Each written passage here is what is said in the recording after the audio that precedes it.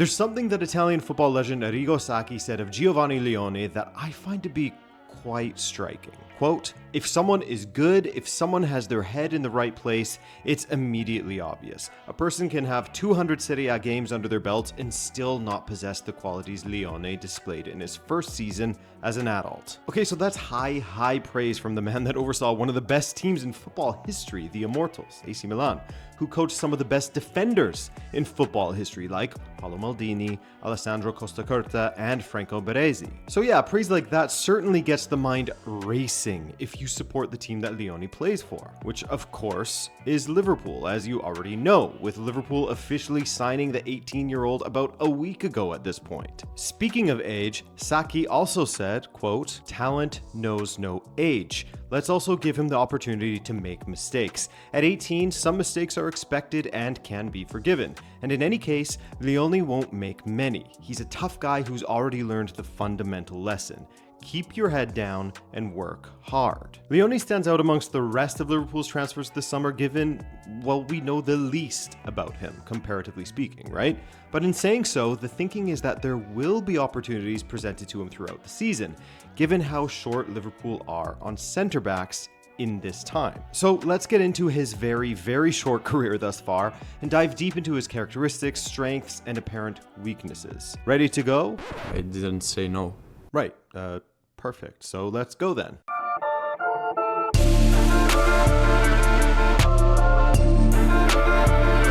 Giovanni Leoni was born in December of 2006 in Rome, Italy, meaning he wasn't even born yet when Italy win the World Cup in 2006. And if he continues on this trajectory and meets the valuation of many scouts and pundits, then he could be central to their success at the next World Cup, should they make it. Rough start. But anyway, he grew up in the city of Padua from the age of 5 onwards as part of an athletic family of 5 children. He started playing with AS Cittadella in nearby Veneto when he was just 9 years old, but switched to Padova in 2019 at the age of 13 to continue his youth development. The same club that saw Alessandro Del Piero come through their ranks, though, feather in the cap of Leoni, he made his debut at a younger age than Del Piero. Leoni was just 16 years and 3 months old when he made his Serie C debut for Padova in March of 2023, but he wouldn't be long for the Padua side. Well, in general, this guy hasn't been able to stick around at any of his squads due to a bigger fish wanting him constantly. After breaking into the Padova first team, he was signed on loan by Sampdoria, then coached by Andrea Pirlo.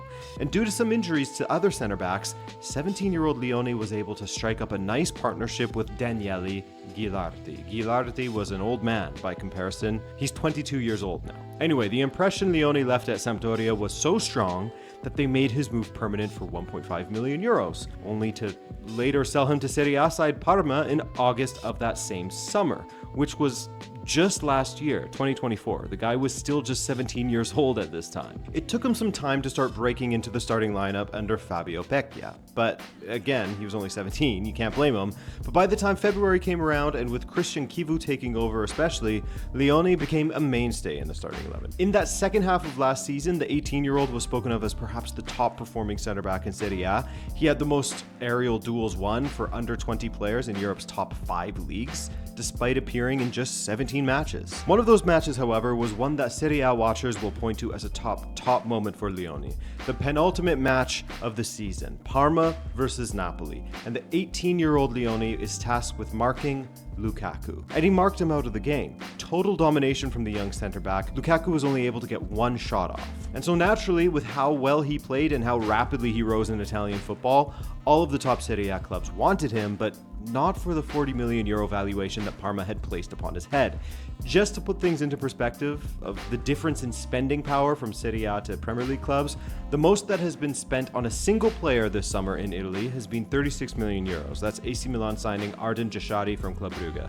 So 40 million on an 18-year-old is a huge gamble for Serie A clubs, financially.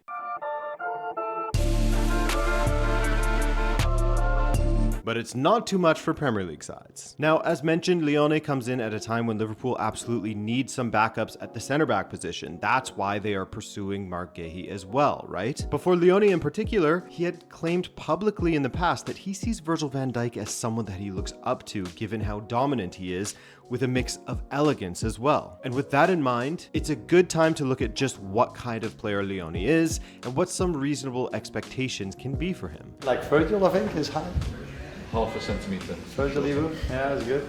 So beyond looking up to Virgil van Dijk, or looking straight at him given their height, and being half a centimeter off of his height, he's 6'5", beyond being strong enough to take on someone like Romelu Lukaku and pocket another physical striker in Dusan Vlahovic, where Leoni shines is how good he is in duels, as well as his reading of the game, something that he will improve upon further next to perhaps the best defender in the world when it comes to doing just that, Virgil van Dijk. In the box, Leoni's been fantastic at defending crosses, cutbacks, and passes in general, reading where the play is going and positioning himself to intercept the ball or beat the attacker in a duel. His tackling numbers aren't high because his reading of the game and use of positioning are done so well, so he doesn't often have to tackle an opponent. Speaking of duels, his performances against Vlahovic and Lukaku are rightfully highlighted, given how well he handled the experienced, physically strong attackers. Against Lukaku, there were spans in the match where Leoni was man-marking the Belgian, following him around the pitch and doing a great job of it. Against Juventus, Vlahovic was again marked out of the match, maybe not as big of an achievement given how poorly Vlahovic played last season, but take absolutely nothing away from the relatively inexperienced 18-year-old. 6 of 7 duels won, 7 clearances in that match, huge performance. He's decent with his ground duels as well, as he won 5 out of the 6 duels he had in his own 18, and about 59% of his duels in the entirety of the pitch, not bad. He's not very quick, but uses his physicality to outmuscle players when competing for the ball in a foot race, shoulder barging them off the ball, etc. His work off of the ball and how he can dominate both in the box and in physical and aerial duels gained him a ton of notoriety. I mean, Piero Ausilio of Inter has apparently wanted Leoni since back in the Padova days, way back, 2 years? He's already been seen as someone who will partner Bastoni for the Italian national team in the future. So stocks in him are high, but he's just 18, so you can't expect him to be a finished product whatsoever. For all of the promise, there is a ton of room to grow. Something that has been quite a bit interesting is that for how good he has been at aerial duels, he only won 3 out of his 8 aerial duels in his own box. On top of that, in general, when he has the ball at his feet, there's nothing to write home about. But context is important here. Parma were a side that was fighting against relegation and had little of the ball. For example, Leoni averaged 59.7 touches per match last season, whereas Van Dijk averaged 90.4. So there's a huge difference in how Parma was playing, sitting back, trying to not concede, to survive in Serie A. This is where he has been a bit underwhelming though, on the ball. His passing isn't incredibly adventurous, but again, take into account the context, he wasn't playing for a side that could take many risks, so many of his passes were quite short and quite safe. Though when he would go long, it was often to find attackers down the right flank, as he was often a right-sided center back, both in a back 4 and a back 3. Also, we have almost 0 to go off of when it comes to progressing the ball forward. He was in the 1st percentile for progressive carries, aka the absolute lowest percentile. Again, could be down to Parma's context of not being able to afford such risks, because when he is on the ball, he looks fairly comfortable. And so there is a world where putting Leoni into a ball-dominant team could see him exhibit a skill set of passing and progressing the ball that we didn't really have a chance to see at Parma. So watch this space kind of thing in that regard. But in saying that, how much he actually plays at Liverpool will be interesting to see. You can mark him down for cup matches, but for regular Premier League appearances, I'm not sure that he is quite ready for that just yet. He's absolutely a signing for the future. Again, he's just 18. And if he absorbs as much as he can next to someone like Virgil van Dijk, it's not a ridiculous notion to see him reach the heights that are expected of him. All right, guys, definitely someone who will be fun to watch his development over the season. No, also great to be back. I had a nice break, and now that I have things worked out with the baby as far as routine goes, I'm ready to get back into the swing of things now. Slow start this week, but up and running fully